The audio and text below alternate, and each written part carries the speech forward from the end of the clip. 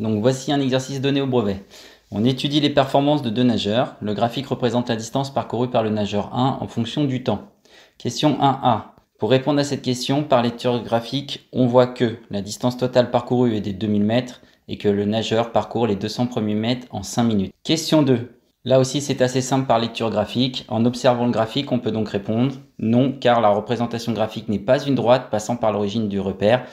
Question 3. La vitesse moyenne est égale à la distance totale parcourue divisée par le temps total, ce qui nous donne ici 2000 divisé par 45, c'est-à-dire environ 44. Pour la question 4, l'image de 10 par la fonction f se calcule en faisant f de 10, c'est-à-dire f de 10 égale 50 fois 10 égale 500, donc l'image de 10 par la fonction f est 500.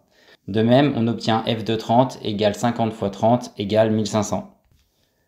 Pour la question 5A, le nageur 1 est à 400 mètres d'après le graphique, et d'après la question précédente, le nageur 2 est à 500 mètres, donc c'est le nageur 2 qui est en tête au bout de 10 minutes. Pour la question B, le nageur 1 est à 1600 mètres d'après le graphique, et d'après la question précédente, le nageur 2 est à 1500 mètres au bout de 30 minutes, donc c'est le nageur 1 qui sera en tête au bout de 30 minutes.